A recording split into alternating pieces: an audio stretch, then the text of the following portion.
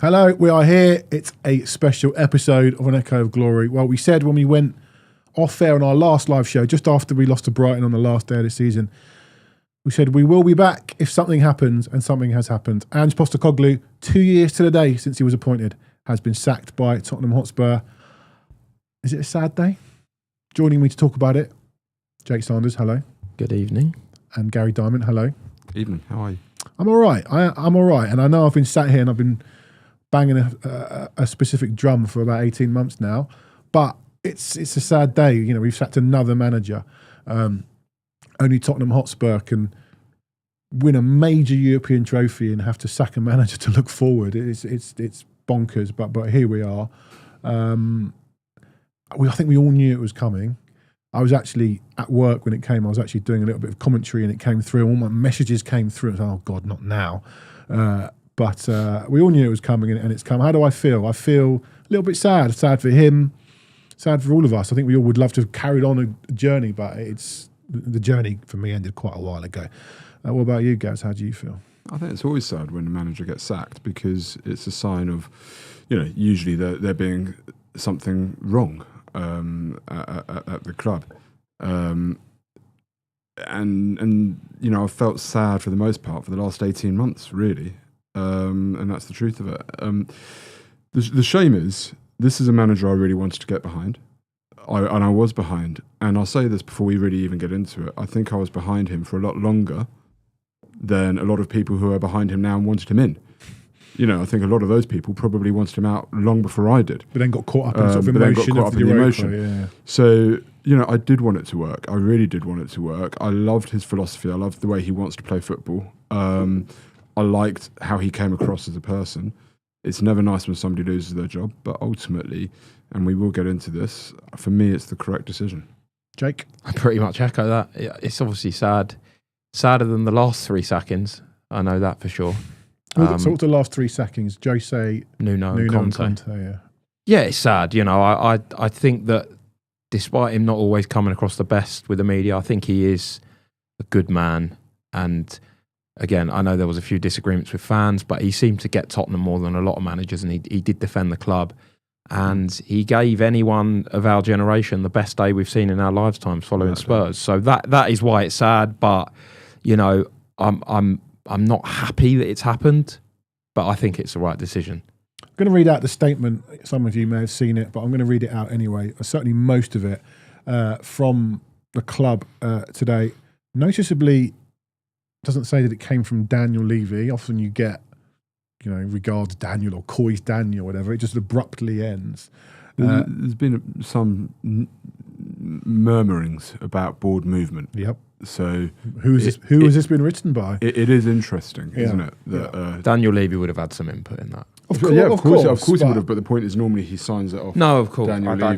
don't. I'm assuming I can't remember what happened. Well, maybe I'll have a look in a sec. What happened? The statement when we sacked the last three managers, like you say. But this reads: following a review of performances and after significant reflection, the club can announce that Ange Postecoglou has been relieved of his duties. They go on to say when they appointed him, and of course he led us to Europa League glory. This is the bit that obviously stands out.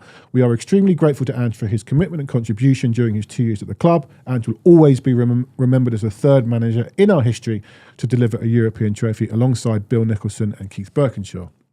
However, the board unanimously concluded that it is in the best interest of the club for a change to take place. And you don't get this often. I've not seen a statement like this before. This is where you wrote this bit, didn't you? Yeah, I wrote this bit. The stats came in. Following a positive start in the 2023-24 Premier League season, I don't know about that. It was a positive start. Sorry, 23-24, yeah, sorry. We recorded 78 points from the last 66 Premier League games. This culminated in our worst ever Premier League finish last season. At times, there were extenuating circumstances, injuries, and then a decision to prioritise our European campaign. Whilst winning the Europa League this season ranks as one of the club's greatest moments, we cannot base our decision on emotions aligned to this triumph. And they go on to say we need to be competing on multiple fronts and blah, blah, blah.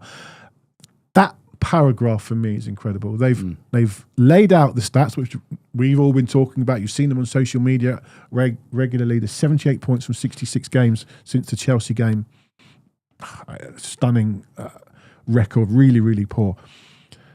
I'm really interested in that, and also the decision to prioritise our European campaign. Did they actually say that? Yeah, they've written whose decision? The clubs. That's the key, and then the decision. It doesn't say it as a unanimous decision. Well, it says and then a decision. And then a decision. Yeah. Who's made that decision? It's quite ambiguous, but it, certainly it sounds like there was an agreement at some point that actually the league is lost and we should go for the Europa League. But if we had not won the final, there would not have been the need for that statement in that way. It would have been a lot blunter. Yeah. You don't need to explain it. Absolutely correct. And the reason for the explanation is quite clearly due to the emotion that surrounds this decision.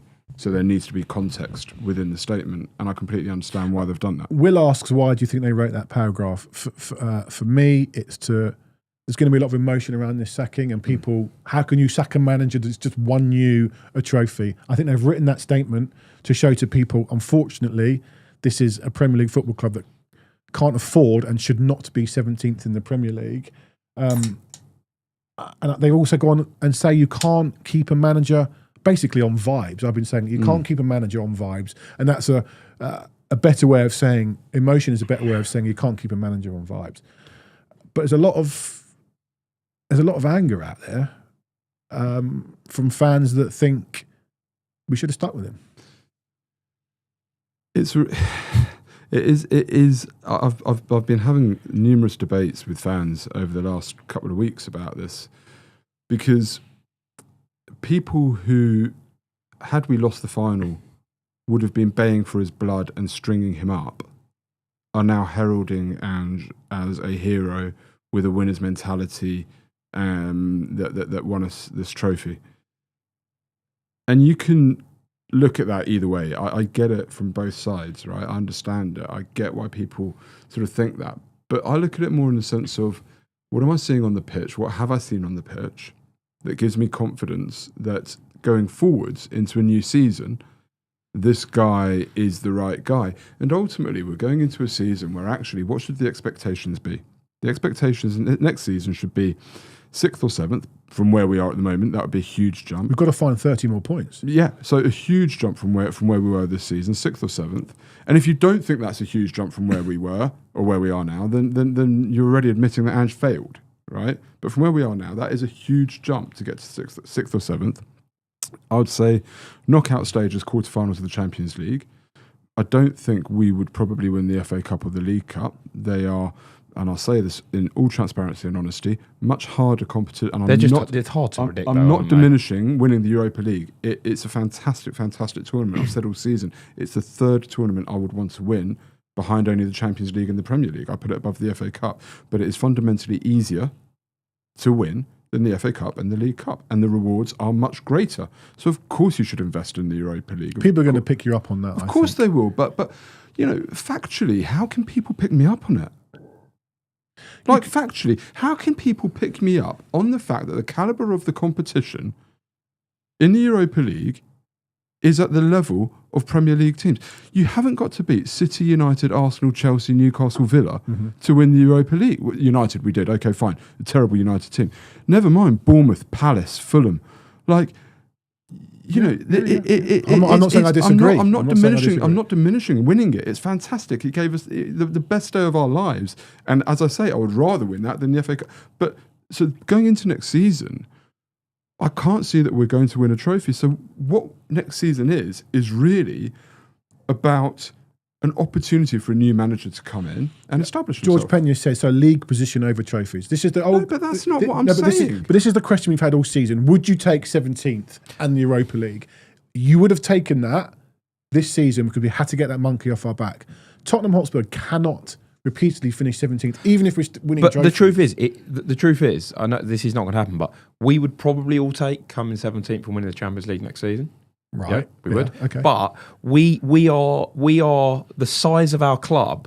We do not have to throw away a whole league campaign to do well in a cup competition. We don't have to do that. Yeah, someone's made a really good point, and it happens to be James Robbins, very much friend of the show, pundit on the show. 100%, I agree with that. If he finished 10th and wins the Europa League, he probably keeps his job. And that's something that I've said throughout the season. If he finishes 10th with the injuries that we've had, you'd forgive him. You go, absolutely, that's not terrible. Yeah, absolutely. And if you could see an identity on the pitch, and but also, if play, we finish 10th, sorry to cut over, you'd go, those 10, 12 points that maybe would have got 7th or 6th, you'd have gone, do you know what, the injuries, you actually did all right to get us 10th. And win the Europa League. Yeah, 100%. But we were 22 points outside Europe, weren't we? If he had finished 10th, okay, with the injuries that we had and won the Europa League, and on the pitch you could see an identity and a style of play that you could get behind and say, do you know what, with a full strength team, I can see that team doing something.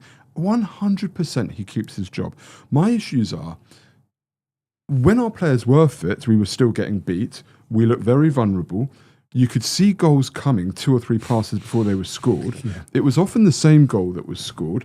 And I just couldn't see how playing that style of football was going to reap the rewards that we want. And indeed, it wasn't that style of football that reaped the rewards that we wanted. It was the exact inverse of that style. It was the antithesis of Ange ball that got us past Frankfurt and that got us over the line against United. And, you know, I don't mean any of this as criticisms of Ange. What I'm saying is, if he had been 10th and we saw a style of play that we could get behind, we'd all be sat here going, this is the guy. This is the guy. But we're a million miles from that.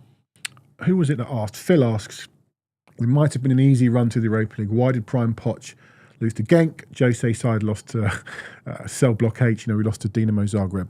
When we lost to Dinamo Zagreb, we were 7th in the league. When we lost to Genk, we were second or third. Second or third. We had eggs in other baskets. And so they will say, we'll league position over trophies. Look, losing to Genk, losing to Dinamo Zagreb are exactly what they were then. They were failures. They are not the yardstick. They don't make this right. They are not the yardstick against which to measure this. This is no better because we lost to Genk. They were failures. And had we not have beaten RZ, it would have been a disgusting failure. Had we not have got through against Frankfurt, and I know people thought they were very good at the time, but actually I've done a little bit of research, and we talk about wages all season being the yardstick of where a team should be. Their wage bill is the same as Leeds United in the Championship, and they've just lost their best player. In fact, and the irony that it was a Leeds loanee that missed all their chances. A guy that couldn't get into the Leeds team that they loaned to them, right, missed their chances at the end. Thank God they did loan him. When you start to actually put it into context, right. Okay, I've lost track of the thought of where I was going now. But the point is, I've lost the track of the thought now. But go on. Take a breath, go. I think. Look, Kevin Staunton says it. A very sad day. The right decision. That's correct. Lloyd Becker, I think, said the same thing, and Lloyd actually has said to me, "Happy 50th birthday to his brother Russell coming up." Some good news. There has to be context. I know it's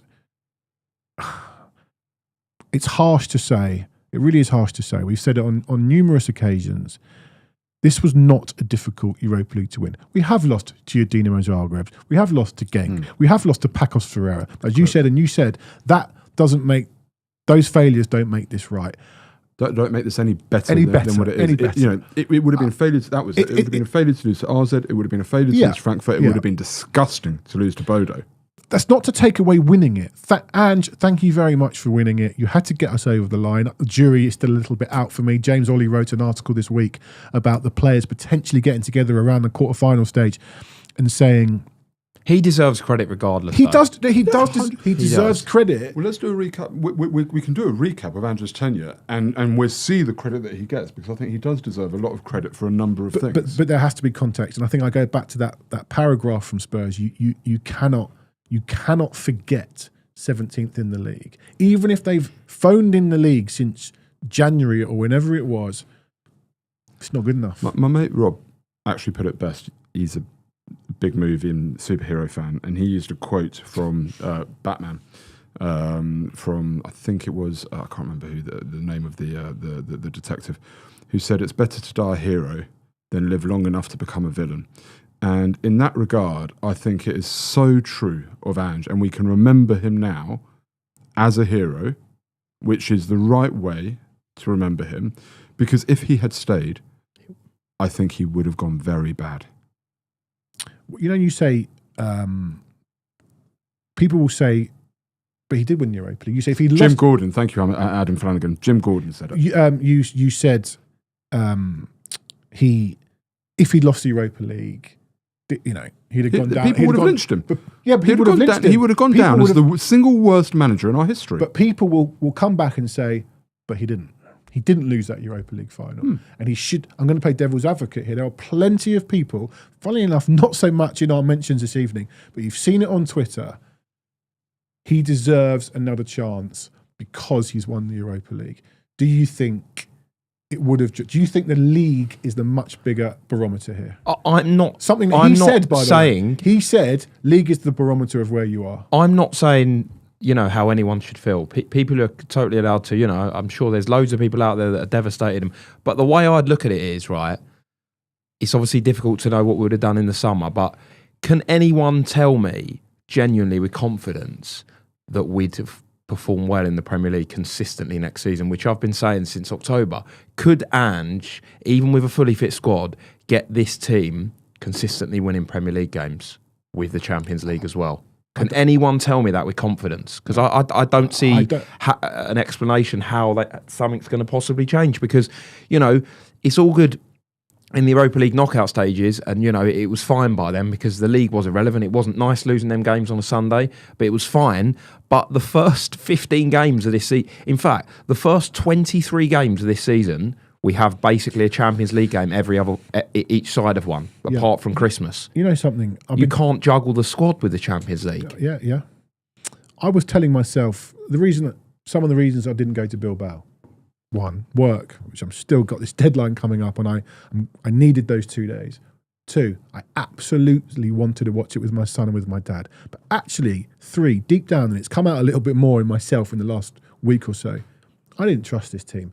I didn't enjoy this team. I have not enjoyed this team for almost 18 months. It's the end of October 2023. Yeah, and I didn't trust this. I have not enjoyed being a Tottenham fan for a long time, other really than... There was one game where I sort of had a little bit of faith since then, which was when we won at Villa in March. That was the only one where I thought, oh, wait a minute, maybe this could work. Last season, but then it quickly got washed away because the week later we got hammered by Fulham. Other than the Europa League from the quarterfinal onwards, but that wasn't the Tottenham I was promised.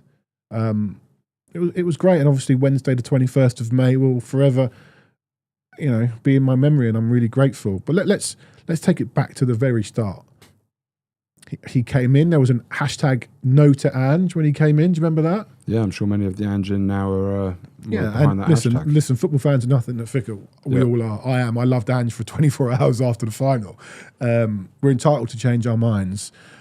He came in on the back of winning in Scotland, winning in Japan, and like I said, there was a hashtag no to Ange. He brushed it all off. His press conferences were bright and breezy, and a lot of people liked him instantly. I have to say, I said it from the start. You can go back and listen. Wasn't so sure of him. I was a little bit wary of him, but 26 points from 10 games. And then Chelsea happened. But was it really? Do you think if Chelsea hadn't happened, we're not going to go 70? We're not going to go 78 points from 66 games, right? I don't. That's just quite incredible. We'd be on 81. But something happened that night, and we never really recovered.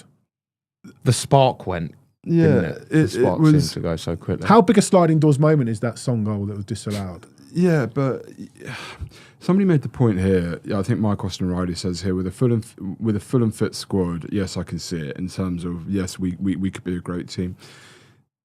The issue is with this, you've got a new manager coming to the league. So straight away the team has that new manager bounce after the sort of dismal Conte period, and then the other bloke after him, the caretaker. Stellini. You know, so straight away he comes in as a positive guy. You get the new manager bounce. But then the big thing that also happens when you get a new manager to the league is it takes teams time to adapt to the tactics and the way that team is going to play. And you catch a number of teams off guard a little bit. Okay, you see it time and again. A new manager bounce is often about how's this team going to play, and you don't really know what you're set up against. You've seen reports, you mentioned the Gary O'Neill one coming out on Sky, basically telling us how to beat Tottenham. And there was an article coming out in The Athletic that apparently an anonymous manager has said to an Athletic reporter, we all know how to beat Tottenham. Well, Maresca basically said it this season. Yeah, but there's an actual article coming out in the Athletic. We all know how to beat Tottenham. They press high, and they can leave themselves very, very, very vulnerable. They press hard, they press well.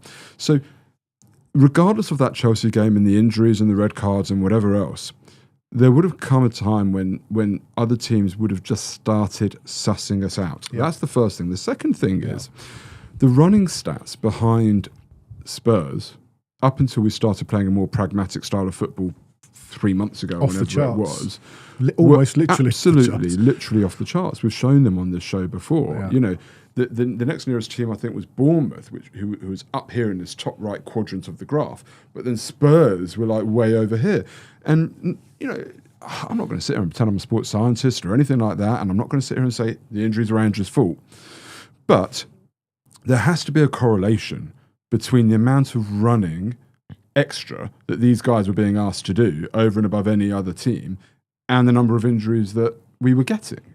And it wasn't just across one season, it was across 2 seasons. And it wasn't just across Tottenham, it was across Celtic, it was across his other teams as well.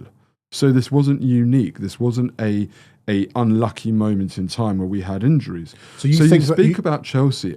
Ultimately, at some point, you think he'd have been found out? I think he would have got found out. The injuries would have happened, and in answer to the question, to the comment that the guy made, it's disappeared off the page now. If we had a fully fit team, yeah, I think if any Premier League team had their best team out for 38 games of the season, they're probably going to get a number more points than they do. But the reality is, it doesn't happen like that. You have a squad, particularly in this age, for a reason, and if you don't know how to use that squad, you're going to get found out. And when it took him as long as it did to bring in the likes of Spence, who he only really brought in out of absolute necessity in the end, you're not using your squad. You know, he had Dragushin, who may not be suited to a high line, but against Karabag. But he throws him in against Karabag cold when he could have been saving the legs of Romero and Van de Ven for 20 minutes at the end of games, but instead he throws him in cold against Karabag, and the guy gets sent off after 10 minutes. You know, I felt sorry for him. So he didn't use his squad. And I'll just, while I'm on this point about not using his squad, I will just sort of read, you know, a couple of stats that I... stats, eh? Not We'd get into stats that so business. much. not stats I wouldn't hire him. This was, because people have said, you know, when you've got all those injuries, what do you want him to do? And I sort of looked at it and I was like, well, I'm trying to find it now, but I can remember it mostly off the top of my head anyway. I looked at it and I said, well, our best 4 defensive performances of the season, right, were Liverpool 1-0 at home. Didn't play Van de Ven or Romero. Did he not? No, they weren't playing. And you talk amongst yourselves, I'll find this. Because here we go, I've got it here. So, Liverpool at home, 1-0, Dragushin and Gray. Dragushin and Gray. In the League Cup game? In the League Cup. Brentford away, 2-0. Well, we sat in deep and we broke on them a couple of times. Gray and Davies. United at home, 1-0, Danso Davies. City away, 4-0, Dragushin Davies. City home, 2-1, Romero and Dragushin. Only, you know, out of our 2... Van de Ven's the problem. Those were probably our best 5 defensive performances of the season outside of the final. And Romero only played in one of them. And Van de Ven didn't play in any of them. What does this tell us? The answers were there. They were there. Don't stand on the halfway line with players. They did set up in certain games much deeper and broke on teams and defended resolutely. So the answers were there and he didn't use them. Gary Beck says Ange got screwed because the back 5 got decimated for long periods. I've just demonstrated. Have the decency to acknowledge it. What you've done is you've shown that we were able to adapt. And these aren't mug teams. Right. I think his adaptability has been the biggest problem. We don't know what would happen after that Chelsea game if Van de Ven's hamstrings would have stayed intact and wherever else happened that night, which completely decimated us. But 78, as the club said, 78 points from 66 is not enough. What about the summer 2024? People have said it on here tonight. We've said it all season. Solanke wasn't enough. No, I said in August the wide man was a huge problem, and it has been a huge problem. I know they've had injuries, but it has been a huge problem. Son's, don't want to say falling off a cliff, but Son's not at the levels he used to be. Johnson's did have a good season, I guess, overall In terms of numbers-wise, numbers, but he didn't contribute nowhere near enough. Richarlison couldn't stay fit. Werner, not worth the conversation. Mikey Moore's too young. Kulu didn't always play out wide, and it felt like we didn't have any proper wingers. Do you know what I mean by that? No proper wingers. So did we... He got dealt We with left him short in the summer, but that's not why we finished 17th. He got dealt a bad hand and played it badly. Yeah. I mean, we signed 2 youngsters, one who I thought would be out on loan to West Brom or someone in January in Bergvale, and ended up, everyone knows how he's going to be an absolute superstar. Gray, Gray did a fine job from what was asked from him and his whole situation, but we finished 5th, and on another year this year we would have got in the Champions League, and we gave the manager 1 starting player when we knew we needed 2 or 3 easily. But as we've always said, that's probably right, but it shouldn't be 17. No. But both statements can be right. Yeah, we should be nowhere near 17th. Yeah. We should have been in the top 8 minimum. But he wasn't. But we're not going to go down, the Levy road in terms of transfers, because we've got plenty of time to do that when he fouls in the summer. But he didn't back him properly. He did not back him well enough at all. When did you change your mind? I can't remember when exactly. Ipswich at home was a big one. And I think it was not long after that you had... I mean, I don't remember the dates of these things. I think Ipswich was, in December, January? Ipswich was November. 2 weeks. It was before an international break. Then we came back and played City, I believe. So, I don't know. It was around Christmas.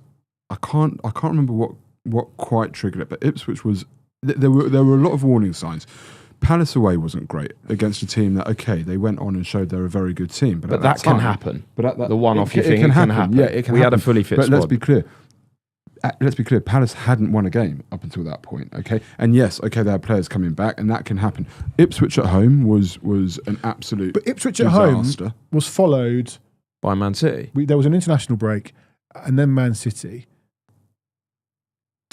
We then won 5 league games after that. For me, I was at the Ipswich game, and I remember leaving the ground thinking, this is our worst result. Yeah, I remember. Not scoreline, result. That was our worst result in Premier League history. And I know there was this whole, we could have gone 3rd or 2nd or whatever it was. And I remember after the City game, and like everyone else, we were buzzing. It was one of our, from the worst to one of our great performances in our history. Yeah. Not just Premier League, history, right? I know City were in turmoil, but I remember thinking that Ipswich result was so bad that the high couldn't override how low that was. Because obviously, regardless of anything, you need to beat Ipswich. The performance was so bad. We were completely outplayed. We scored a header from a corner. We hardly had a chance the whole game. We were so bad. And I remember leaving the ground thinking, I'm done with Ange, because I'd still support, I always want a manager to do well, but I just remember thinking, this is not going to work. And that's when I kept banging the drum of, I don't see how he wins consistent Premier League games. Because that came after the Brighton capitulation, which was a disgrace of a second half. Crystal Palace, which was an absolute disgrace. The North London derby, which maybe it wasn't a disgrace, but we played Arsenal at a really good time without Rice and Odegaard and hardly laid a glove on them. Okay, the Newcastle loss, fine, and even the Leicester game was a bit of a one-off. We should have won that game. But that was, for me, I think the Ipswich game was the 11th league game, maybe 10th. I can't remember the numbers. And I remember thinking, this is too 11. This is too many already. This is too many cock-ups. It was 4 defeats. Fifth. And if you include Brighton, I know the first half of Brighton was good. If you include Brighton, Palace and Ipswich were disgraceful performances. That's 3 out of 11. And I'm thinking, that is too many at this stage of the season. And we'd lost 4 games out of 11. So after those famous 10 games, our longest Premier League winning one was 3, twice. You're Tottenham Hotspur, however bad a hand you've been dealt, or you think you've been dealt in the summer, you shouldn't be going into the season, and your best run of wins is 3. Well, I think, just sorry to interrupt, the 3 we won in a row, Brentford, United and Ipswich. I'm pretty sure before that our longest unbeaten run this season was 2 games. Correct, Brentford and Man United. And also, 2 let's games. be clear, even by the point that we'd got to Ipswich, we'd had the near embarrassment at Coventry. Tamworth. We then... was after, wasn't it? we then went to Tamworth in January, and I mean, wow. The Brennan Johnson goal at Coventry possibly saved his job. We said it was his Mark Robbins moment. It was Jed Spence that saved his job. Yeah, the equaliser. Yeah, the equaliser, and then Johnson won it. But yeah, I mean, you know, it came to a point. You ask, when did I change? I was desperate to not change. I was desperate to look at, you know, I remember at the beginning of the season, I was looking at our XG against is one of the lowest in the league, and I was banging on about that for some time. You know, for the first, it was 7 or 8 games, our XG against was really low, you know, and that was great. But the warning bells, you know, there's only so much that I always want to see the positive. And I had a comment on Twitter earlier. Oh, this pod, you know, is all it wants to do is rant against Ange. Well, I don't know how long you've listened to this pod, but the first 20 games of last season, we were raving over him. Up until December, I was fully behind him. And at the beginning of the season, I was fully behind him. So, you know, I don't think anybody can come at me and say, oh, you never wanted it. I desperately wanted this guy to succeed, but you can't ignore the warning signs that were there against Coventry, Ipswich, Tamworth, and it kept on coming. It's really and the interesting you say consistency that of injuries. about this pod being a pod that just wants to nail Ange. Like you said at the top, Jake, sacking Nuno, sacking Jose, sacking Conte. If the pod was going, I think we started this pod not long after Conte 2023, Conte had been sacked. I think he'd been sacked a few weeks before. I wouldn't be sitting here dissecting it. Almost, I'm looking for reasons to give Ange some. You feel a bit credit guilty. here. I've got a lot of credit that I can give him. Yeah, but we wouldn't be doing that under Jose, Nuno, and Conte probably. Like this is sad. It hasn't worked out. It is really sad. But let's take a look at the credit that Ange does get, because it is very easy to sit here and say, you know, the league was terrible and you know, all the stuff that we've already said. First, straight off the bat, he changed the mood on the back of the disaster that went before him. Correct. I said in the summer, whoever it is that comes in, their job now... The first summer, 23. 23. Yeah. Before we appointed Ange, so in that interim during the management search, I sat on this pod and I said, whoever comes in may not be the guy to achieve success. He may not be that guy. But what he will be is the guy that will finally oversee the painful rebuild, oversee a huge churn of players. The painful rebuild, has that happened? Yeah, we spent 450 million. I don't think the squad's in... We spent 450 million under Ange Postecoglou. And I don't think there's many players left now that started under him. Romero, I don't think there are many others that actually... Kulusevski, Bentancur. That's about it, really. Right? So, yeah. Porro. Porro came under... Porro came under Conte in January, but that's the four. But comparatively, he's overseen a rebuild. He's overseen a huge rebuild, right? Whether it's right or whether it's wrong, whether you believe it's the right rebuild, that's a different matter. A lot of the quality players we've got in our squad are signed by Ange. Yeah. So he has overseen that, okay? He did change the mood when he came in. That's undoubted. I said whoever comes in is going to be the first manager to start working in this more data-driven approach that we're taking and putting in the building blocks so that it shouldn't really matter who the manager is coming in next. They can just pick up a squad with players that they would want because, you know, that's the approach, that's the style that we're going to have. And he was the guy that did oversee all of that. And so fair play to him and credit. And we won a trophy at the same time. So, you know, there's a lot of positives that he has done that should not be ignored. He has clearly created a strong team bond, which is probably what got us over the line, right? So there's a lot of credit that he gets. But when it comes to week on week, me sat there at the stadium looking at other teams saying to whoever I was with, they just look better coached than us. They just look organised. They just look like they know how they want to play and how they want to hurt us and how they want to stop us. And we don't look like we know what the hell we're doing. That was every week for 18 months. And I can't let that go. But you've always said he'll be the guy that when he leaves us in better shape for the next 5, 10, whatever years. For me, we're sacking a guy. We've just won the Europa League. I said at the top, we've just won the Europa League and we have to sack him to go forward. So has he left us in that better place? You could argue, despite the league position in terms of calibre of I think players. it's very difficult to find 30 points. How many teams have gone 38 points and the next season won 65? Whoever you are. Nottingham Forest. Without Europe. Arsenal. Have Arsenal done it? Arsenal went from 38 8th to 2nd. points. Found an extra 30 points.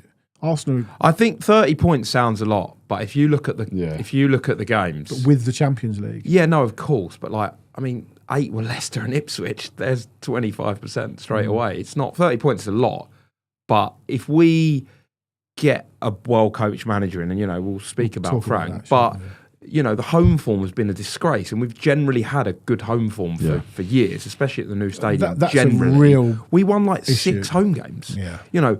Average Spurs teams in the early 2000s would win 12 home games, pretty much. Yeah. It's not hard to win 10, 12 Premier League home games. As Will says, we dropped 29 points to the rest of the bottom 10.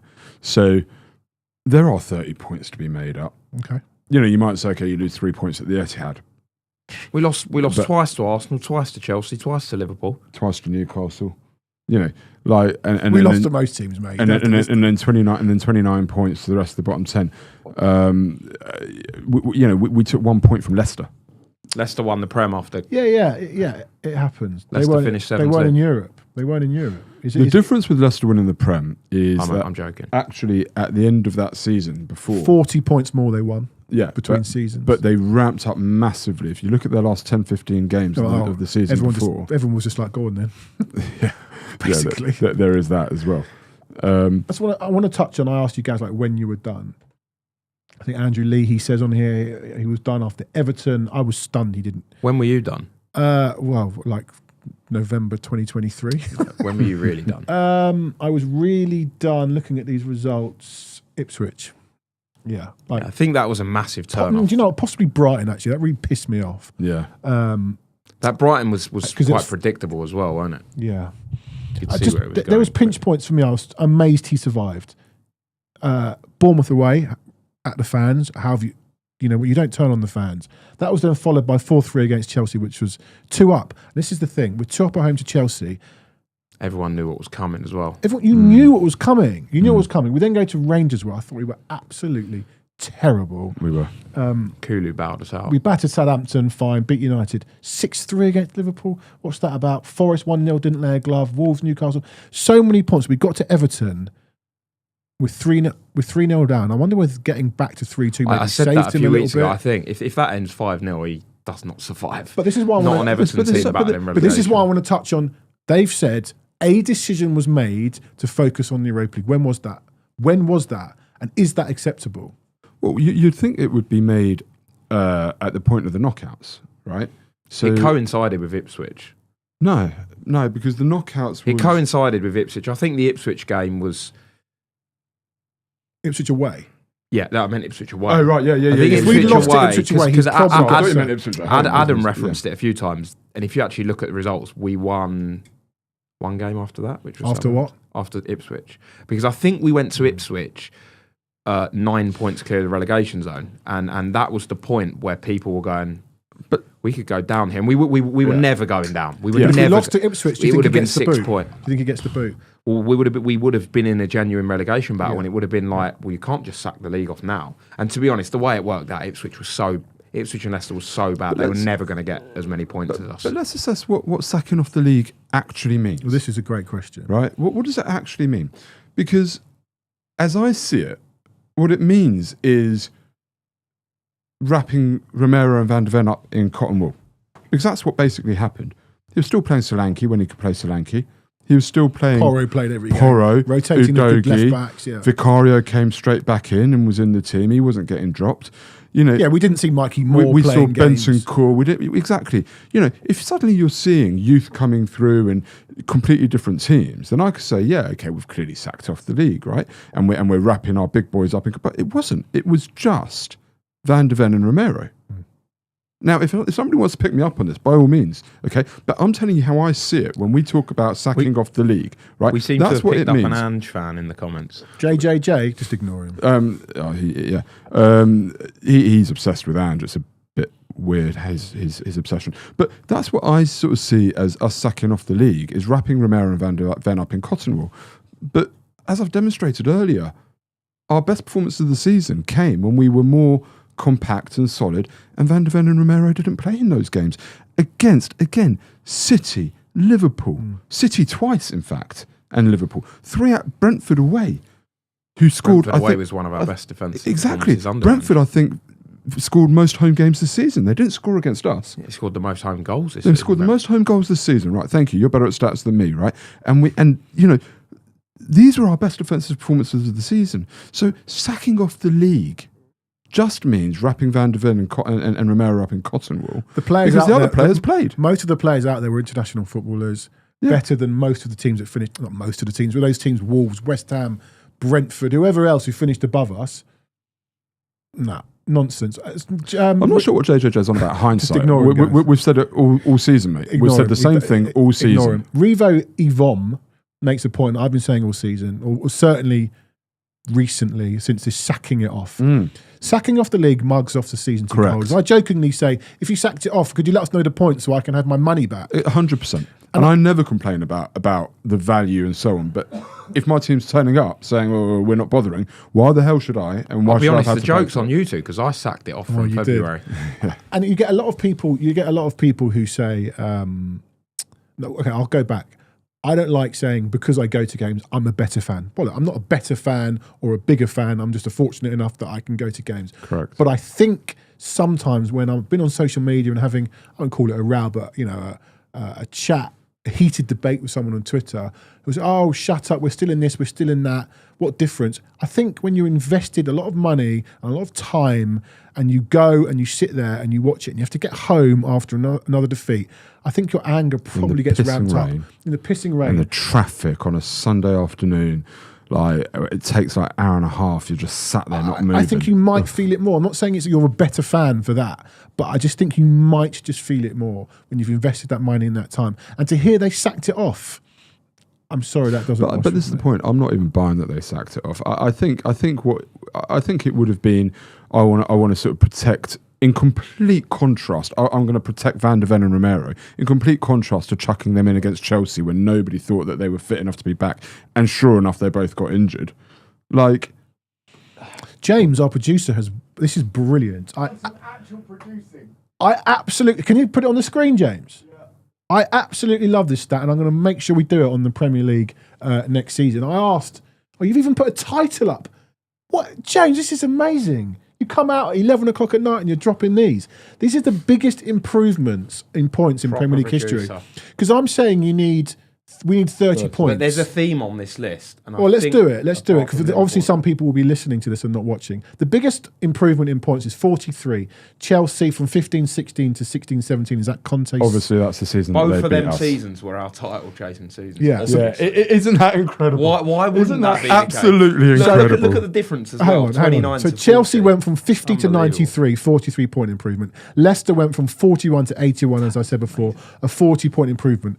No one has ever done 30 points. That's the number I'm putting on it, from 38 to get to 68. They weren't allowed to do 30 that year, were they? Who? Nobody's won ever the won. league. No, the point is nobody's ever picked up 30 points and not won the league. Yeah. We've got to find 30 points. And I don't think the club have looked at this, but I think the club have gone. You saying the club aren't watching this?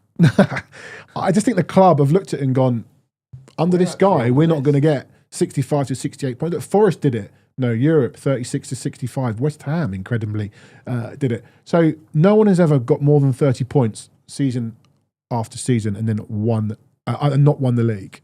Apart from two, because they beat us to the league. We're on there. Obviously. 10, We are on there in 10. We weren't in Europe, were we? 08-09 to 09-10, we went from 51 to 70.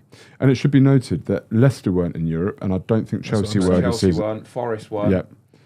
West Ham wouldn't have been. So the highest number of points of a team the highest number of points made up in the second season from a team that was in Europe, Probably Liverpool there. probably Liverpool, who picked 16. up Don't qualify for the Champions League. Liverpool were in Europe that year. They won the Champions League, didn't they?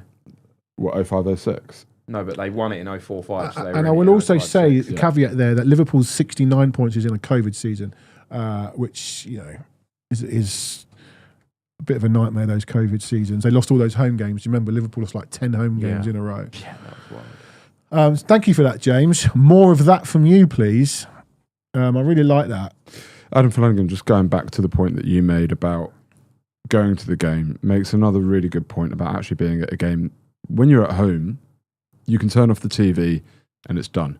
When you're at the stadium and you're making your way home and you've lost to Chelsea, you've got to endure the the taunts and the songs and the chants and them gloating at your ground. Yeah. Like that leaves scars. Yeah. It leaves scars that you just don't get when you're not at the game. Yeah. As Matthew Ball says, we need to be finishing within the top 7 and winning trophies. That's not a huge ask for Tottenham. I don't think that we have to finish 17th to win a trophy. You know, we're not asking for title charges. No one's ever won a Europa League or any European trophy and been that bad. Yeah, Wigan won the FA Cup and went down. Birmingham won a League Cup and went down. But they're Wigan and Birmingham. Tottenham shouldn't have to finish 17th to win a trophy. All right, who's it going to be? Who do you want? I'll say I wanted Oliver Glasner, but I don't think we're going to get Oliver Glasner. All the roads are pointing towards Thomas Frank. I do think this has taken 2 weeks because they didn't want a Nuno situation where we now have a search around Europe for 3 weeks or longer and find someone. I think they know who it is. I think it will be Frank. Who do you want and how would you feel if it's Thomas Frank? I want Glasner. It's not like previous ones where we've had names like Tuchel and Poch potentially, which was unlikely, and Nagelsmann. You know, other big names that a lot of fans would have been. Sorry to interrupt, Jay. I want to just ask people in the comments, can you put up who, I think there's a vote going on. Actually, James, can you put the vote up? I want to see what people have said. But 63% Frank, 5% Silva, 29 Glasner, Jake, and 3% Iriola. I'd want Glasner from that list. I think he's got a good track record with Frankfurt and Wolfsburg, was it? Yeah, it was Wolfsburg. Yeah. I'm not a huge fan of Thomas Frank, but he's a good manager and he's done a phenomenal job with Brentford. I don't think that can be underestimated. What a job he's done a brilliant job. He's made, a Brentford team that had never been near the Premier League, really, apart from maybe a few playoff campaigns before, to a really stable, steady, this season, really fun team to watch. I watched some cracking games with Brentford this season. It's not, it's not hugely overwhelming. You're not going to appoint Thomas Frank and people are going to be, jumping around the houses with excitement. But he will be better for sure. Like, we will definitely be better in the Premier League and we will be, much more organised, and hopefully we get him in time to intercept Man United's move for Mbeumo. Well, yeah. Daniel Pinker says Xavi. Xavi's a sexy appointment. It's just a name. It's just a name. He has He didn't even do well at Barcelona. Didn't do great at Barcelona. It's a sexy name. Cannot be underestimated what you said about how good Thomas Frank has been at Brentford. And I'm not his biggest fan, but he's done an amazing job. Premier League experience. He's got next to no experience in Europe, let alone the Champions League, which is a problem.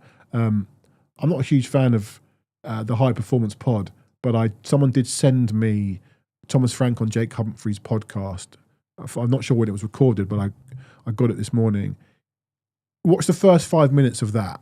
If you're not invested within 5 minutes on Frank, then you never will be. I was really impressed by listening to him. And my concern about Frank is that he's so settled at Brentford. He's probably in total control of everything. And sometimes when you leave, look, the grass isn't always greener. That would be my concern. But I don't think there's many names out there. Would he definitely want to come?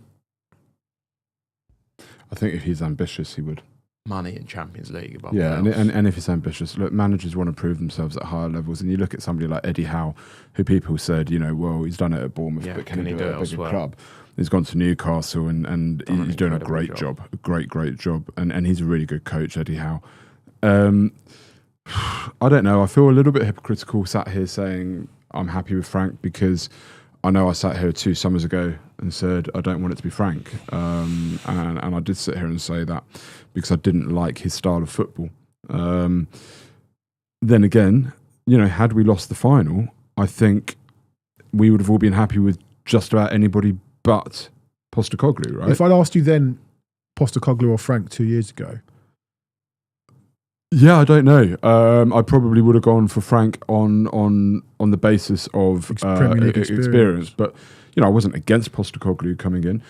I agree with what Jake says about Frank. Is the job he's done at Brentford cannot be underestimated. And the number of times we see these smaller clubs come into the Premier League with a manager and then that manager leaves, and that smaller club disappears from the Premier League within 2 or 3 seasons and never to be seen again. We've seen it many times. We've seen it at Swansea, Hull, Reading. I can't think of there's a number of occasions. Stoke City, you might not like Tony Pulis, but you can't deny that Tony Pulis was Stoke City. Absolutely. And they will never be seen again. So you can't dismiss the job that Thomas Frank has done at Brentford. And I think when it comes to the conversation about Glasner's more proven across different clubs, which gives you more confidence that if he came to Tottenham, he could come here. And in Europe as well. And in Europe. So it gives you more confidence that he could come here and do a job. I would say, though, Glasner is very set in the way that he plays. He isn't very fluid in changing systems. He is much better with teams coming onto him than actually going and breaking down teams. And that might work when you're at Frankfurt, or it might work when you're at Palace, or it might work when you're at Wolfsburg. But Spurs will always be treated as a bigger team by many of the clubs in the Premier League. And I just don't think that playing passive football, waiting for teams to come onto us, is the way that we can play. That's a concern of mine about Frank as well. But in the Championship, when Brentford were one of the stronger teams, Frank did do very well, played lovely football, scored loads of goals. Frank is more fluid. They're not. They score a lot of goals, Brentford, but they're not an attacking. I wouldn't. They counter-attack. They counter a lot, which we were doing under Postecoglou and stopped doing. This is not a Brentford podcast, but I think if we appoint Frank, the job that Frank's done at Brentford will be echoed throughout the season. I know, obviously, they could lose Mbeumo and who else, but Brentford could struggle next season, and you'll see what sort of a good job he did, sort of holding them together. That's the point I'm making. Is a lot of these managers leave the smaller clubs and they fall apart. And Bournemouth went down after Eddie Howe, didn't they? Correct. Or did he take them down? I can't remember. Maybe I can't remember which one it was. He took them down and Parker brought them back up. I can't remember, but yeah. It's not. None of these are names that anybody's going to get particularly excited about, but that doesn't bother me so much because I always think back to the names that I was excited about. I was excited about Mourinho. The manager I was most excited about was Conte. No one was excited about Poch. No one was excited about Poch. No one was excited about Martin Jol. Nobody was excited about Postecoglou, and he's gone and won us a trophy. So I wouldn't look at it in the sense of you want a name and all of this. Gareth Southgate. No, that would be abysmal. I wouldn't look at it in terms of the name. I think whoever it is that comes in, whether it's Frank, whether it's Glasner, whether it's a name that we haven't heard of, the important thing is, I always say, I look at what they do at Tottenham, and that's all that matters. And they could, what's gone on before is completely irrelevant to me, right? And I'm going to start judging them based on their first pre-season and what I've seen in pre-season, then the first 10 games, then the first 15 games, right? And you start never to judge a manager on their first 10 games. but you start to draw, but you get behind them, right? The first thing you've got to do is just support whoever it is and get behind it. Tottenham fans do that. Unless you're called Nuno. And you can't sort of take a look at it. No, I was sort of... Nuno was hard to get behind. That football was I didn't agree with the appointment, but I hoped he did well because I hope Tottenham do well.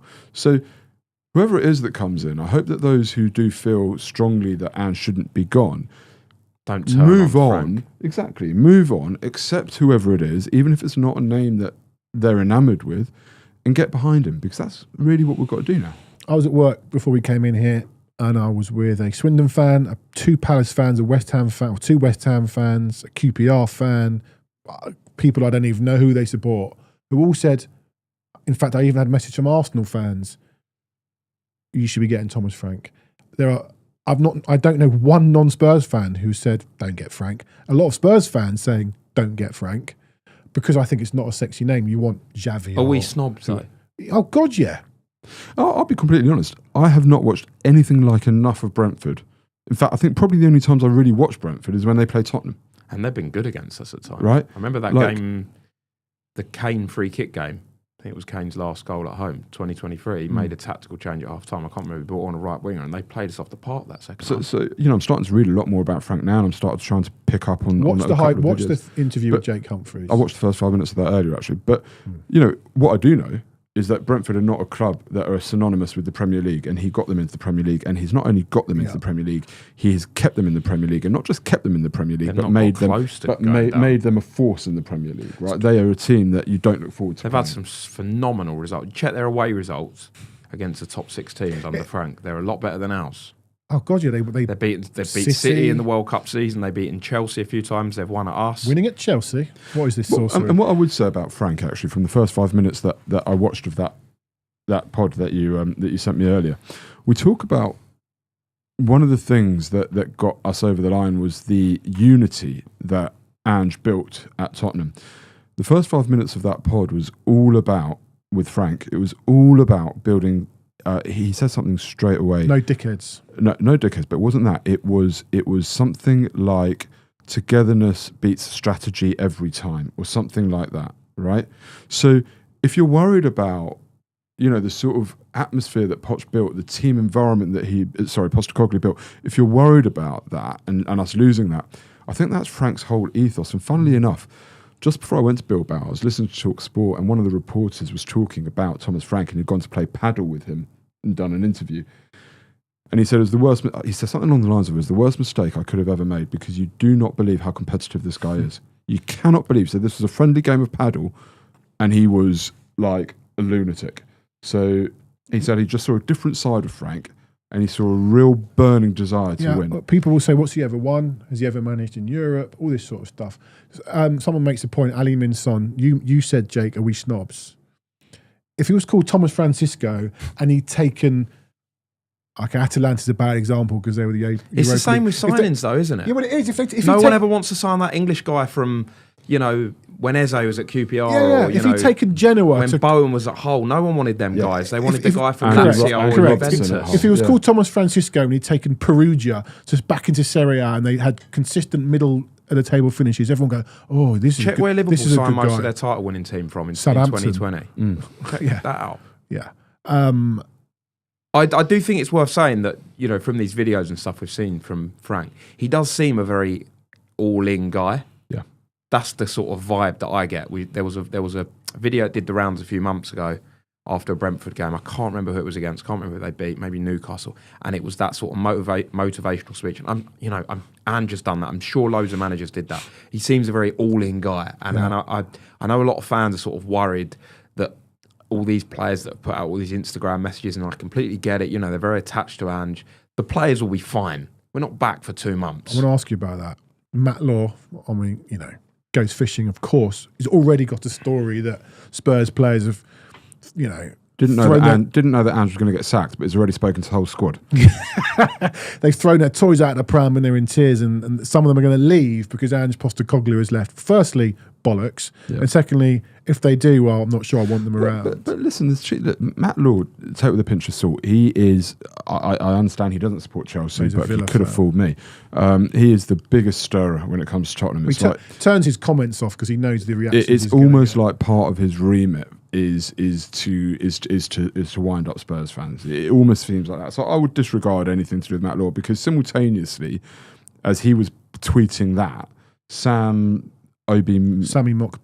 Mockbell was tweeting something like, over the last few months, it's become known that Ange was growing more and more distant from the players. So there is a complete disparity between two reporters. Are they both at The Athletic?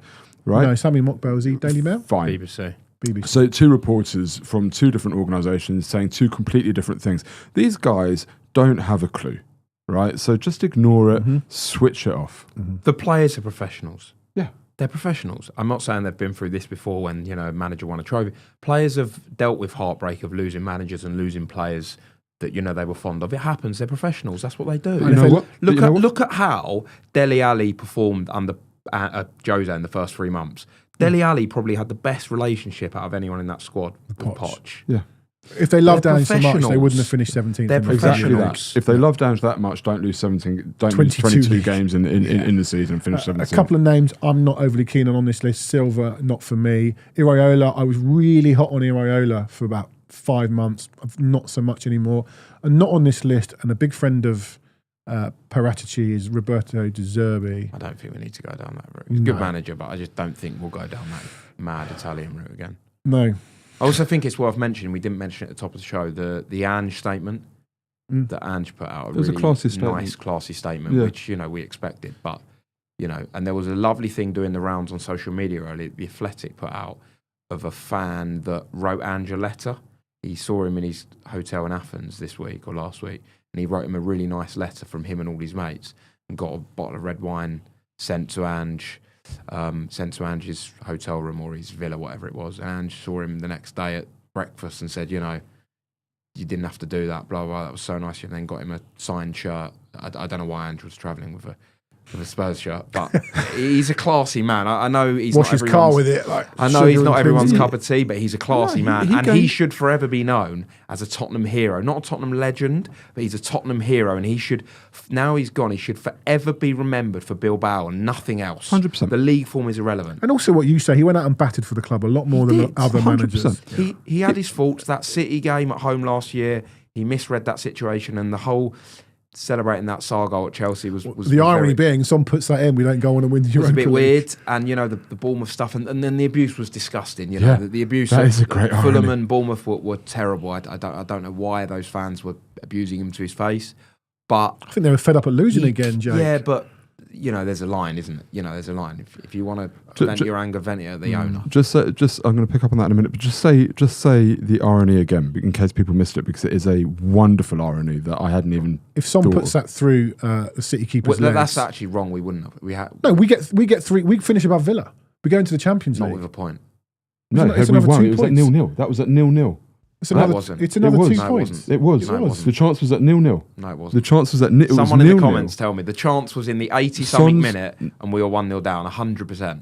100%. I It feel was like to it was draw 0-0. the game, and we finished more than a point behind Villa. We finished 2 points behind Villa. It was to draw the game. It was the 80-something minute. It was just before Haaland scored a penalty.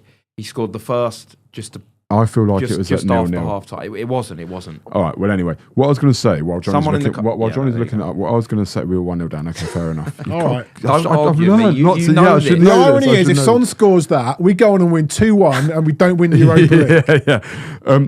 I will say, look, Ange has been a classy guy throughout. I think sometimes he's got the tone wrong, like City and at other times. But he came in and straight away, he was really relatable, really likable. I remember the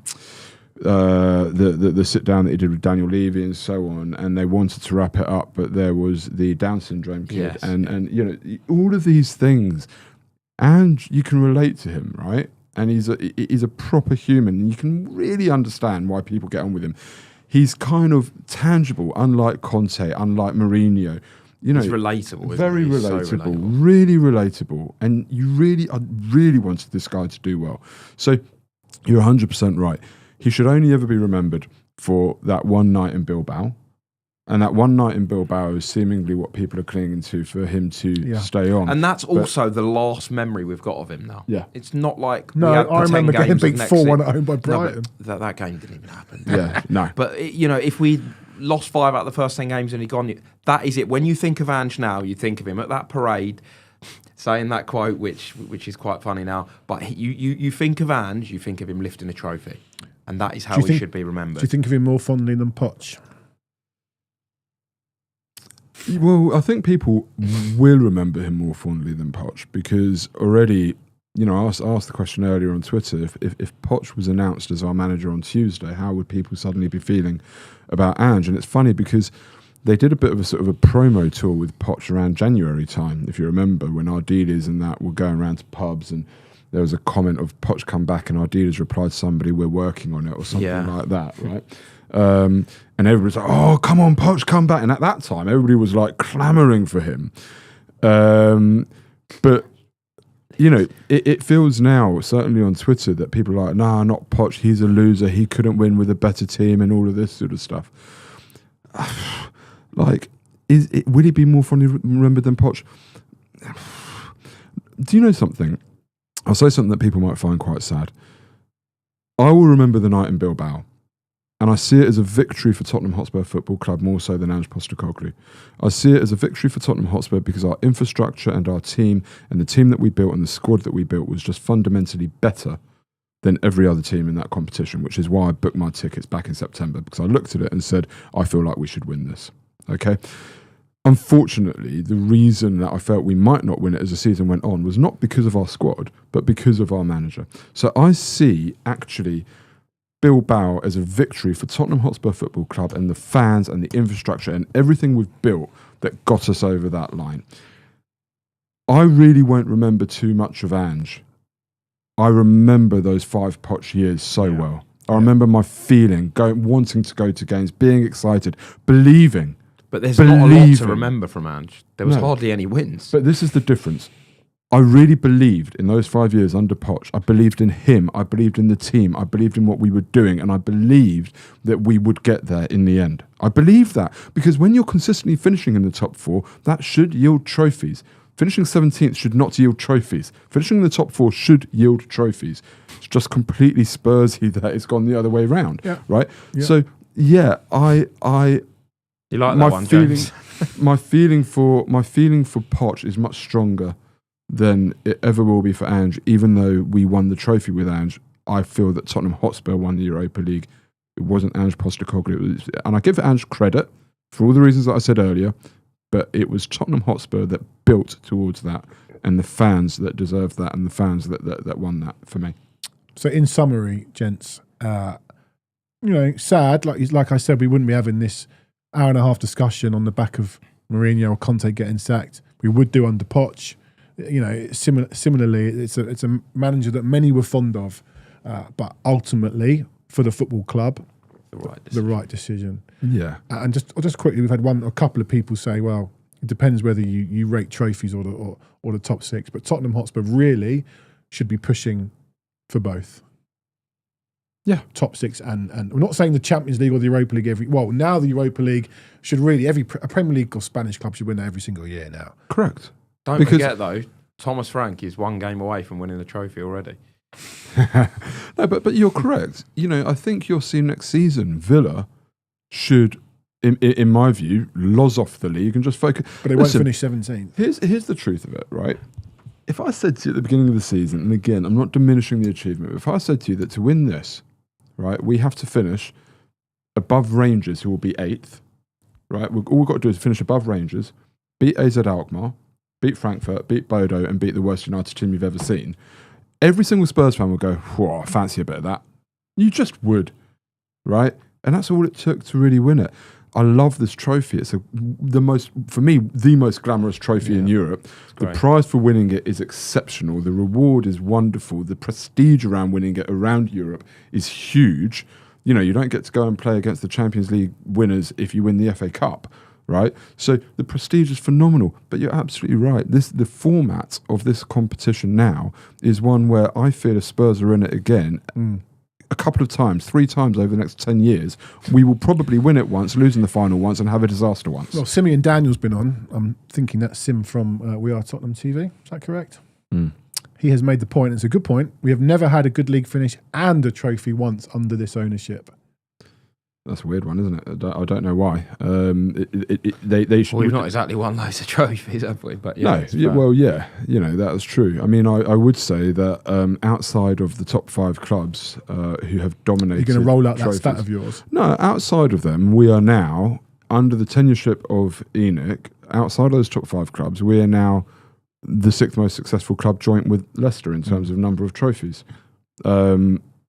That's unfortunately a fact of the way that English football has gone with the monopolisation due to the financial fraud of Chelsea and City. But what we have to do now is get this appointment right, back the manager. I feel like every appointment is humongous. I know it is in football, but every time it's a massive appointment with us. Yeah, but we can't Everyone have another. We feels can't so have this 18-month, 2-year cycle. We just can't. I'd like to ask Jorge Pena a question. So he bets Villa don't win the Europa League next year. And we're all sat here talking about wanting a manager that's got European, experience and can manage multiple tournaments and Premier.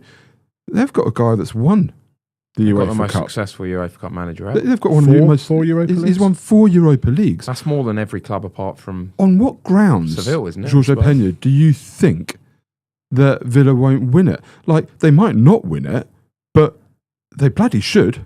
Well, we don't know who's in it.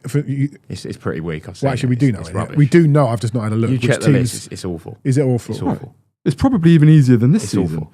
right? Like, I mean, they should win it. It's really and bad. they've got a manager with a huge amount of. If Villa don't win it, I'd say the same about Villa. What I said about Tottenham. If they don't win it, Jorge Pena's saying because winning is hard. Well, Winning is hard. hang on, Getting over the line is hang on. hard. In this format, in this format, right? As I said, I'll tell you the teams. you had to finish above Rangers and then beat AZ Alkmaar, Bodo, and Frankfurt. Yeah. The top teams in United the Europa had League a next different. year. One sec, Jay. United had a harder run. Bilbao, Lyon, someone else I forgot. Real Sociedad. Real Sociedad. I'm not guaranteeing us getting through those games. By the way, No. Roma, Porto, Lille, Real Betis, Lyon, Freiburg, Palace, Bologna, Celta Vigo, Stuttgart. Go ahead, Eagles. I mean, go pretty ahead, rubbish. Eagles. You want to see Palace against Go Ahead Eagles, don't you?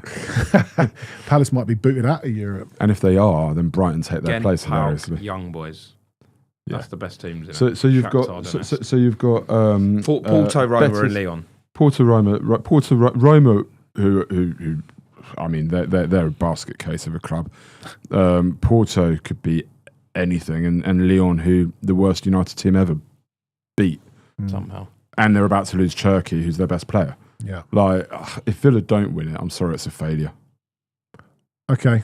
And by the way, Yes. Emery as next manager for us is a fantastic shout. I mean, it's not going to happen. It's not going to happen, but that is a fantastic shout. Proper coach, He's that. a phenomenal manager. Great manager. Proper coach. Great manager. They've got Monchi, haven't they? There. Yeah, they should be walking that Europa League. They should, They absolutely really be should, walking. and they won't be finishing 17th. Did Roma just got the guy from Atalanta, didn't they? What's his name? Your old mate. My old mate, Gasperini. Yeah. Yeah, Has he gone Roma? Yeah, top man. yeah, because Ranieri left. And the Southampton manager somehow got the Atalanta job, didn't he? The one Southampton just sacked. I can't think Russell of his name. Martin. No, the guy they had, the Croat. He went to I'm Atalanta. pretty sure He's got- someone might be able to bloody confirm hell, that he's today, got- unless he's- I read that wrong. He's I'm got a pretty good sure agent. He's the new Atalanta manager. He went from relegated Southampton to in the Champions League. Atalanta slammed for appointing, inverted commas, worst manager in history, That even is Juric. phenomenal, isn't it? Really, Oh, I'm taking bets on him when he goes. Championship to Champions League. Wow, he'll be gone by October.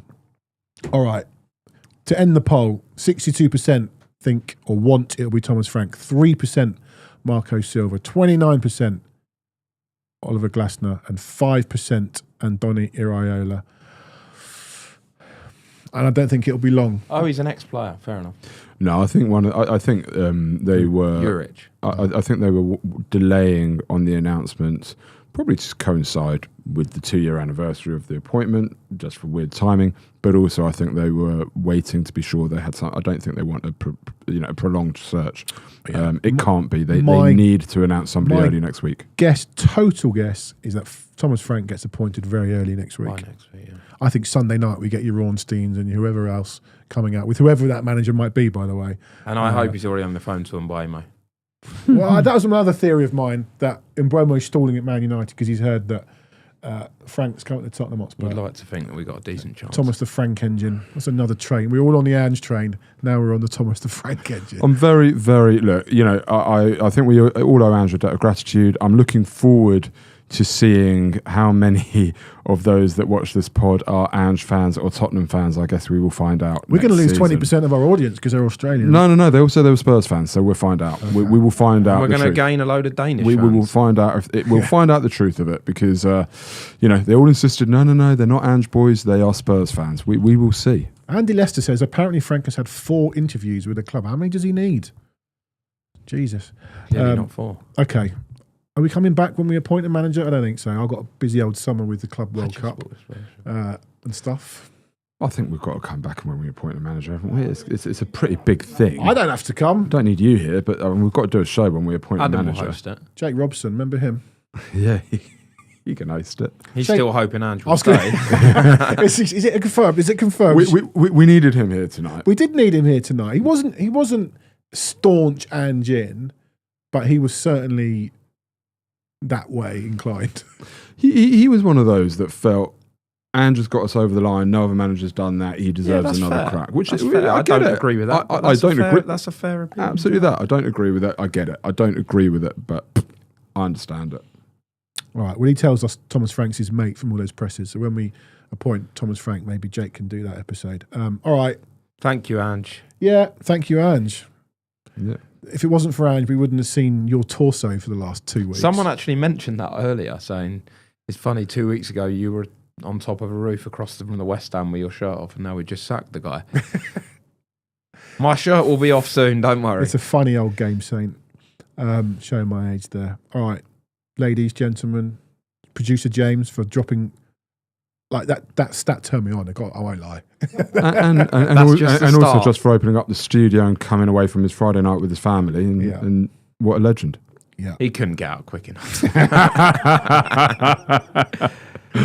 There's always something to talk about with this football club. I keep harking back to someone about 10 weeks ago who said, when you keep losing, what are you going to talk about? Well, we did keep losing and then we won and we had the greatest night of our lives.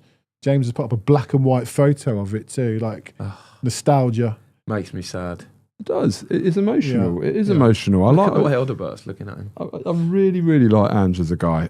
Loved him. Would have loved nothing more than for him to have succeeded. And it's a risk now. And if it goes to shit, we're all going to be told that we should have kept him. But I think the correct decision has been made. Hang on. Yes. For it to be worse, we'd need to be relegated. Yeah, but you know what I mean. The first 10 games, that'll be the yardstick for any new manager. People say if we don't win a trophy next season, you see. Well, I mean, Ange. We can't win in this situation. What would have been the expectation of Ange next season? Probably not much. We'll get behind the new manager, and we've got lots. It's great. We've got new content to talk about now. Wonderful. Yeah. Do you remember the comment a little while ago? You boys have got nothing to talk about for the rest of the season. That's what I was saying. 10 weeks ago, someone said you've got nothing to talk about.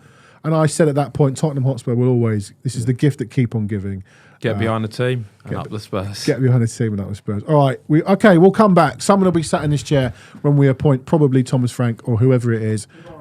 Not tomorrow. Next week. All right. Jake, Gary, James, everyone, thank you. We go again and up the Spurs.